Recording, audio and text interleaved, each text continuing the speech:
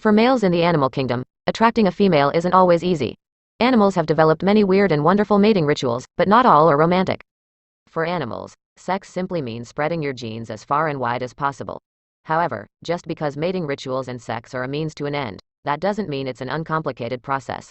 Whether they're mating for life or just for the breeding season, each species has evolved its own recipe for sexual success.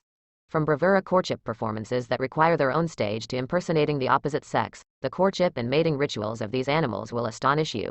Humans tend to regard incest as deeply disturbing. It's a strong social taboo, and it's underpinned by sound biological reasoning. Mixing genes with a non-relative is beneficial because it increases genetic diversity, while genetic defects often occur in the offspring of related parents.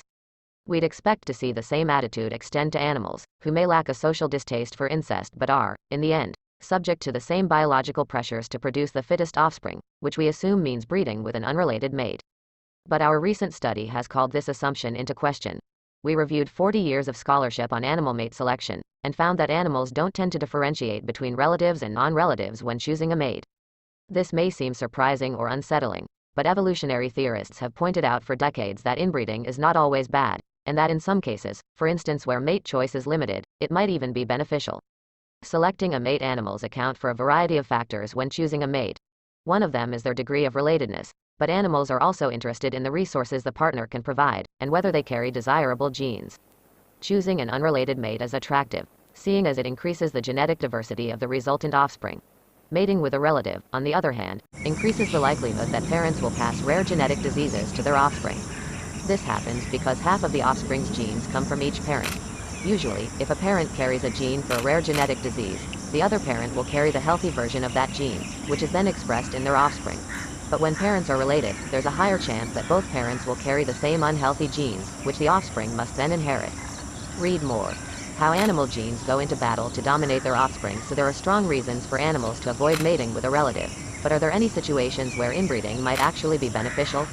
Mating with a relative. One obvious scenario in which animals mate with their relatives is when there's just no other option. If animals are compelled to pass on their genes, you'd expect they'd prefer to produce offspring with a relative than to not reproduce at all. But there could also be a more counterintuitive reason behind some animal inbreeding. As Richard Dawkins set out in The Selfish Gene, animals want to pass on as many of their genes as possible. From this perspective, the more genes an animal passes on to the next generation, the better they do. Mating with a relative can be a great way to do this.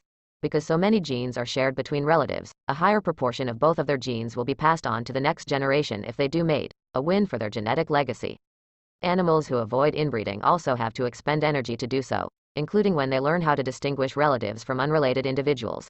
Saving energy is sometimes crucial for an animal's survival, and by extension the survival of their genes, so learning to avoid inbreeding may not always be the best strategy for some animals. In harsh environments, animals may benefit from being less picky in their choice of mate.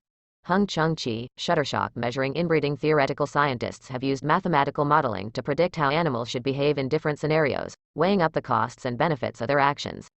When applied to inbreeding, the costs include the risk of passing on rare genetic diseases or defects, while the benefits include passing on genes more efficiently, as well as increasing mating opportunities.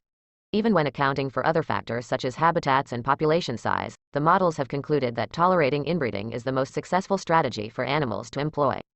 This hypothesis has been experimentally tested in a wide variety of animal species, from mammals down to the fruit fly.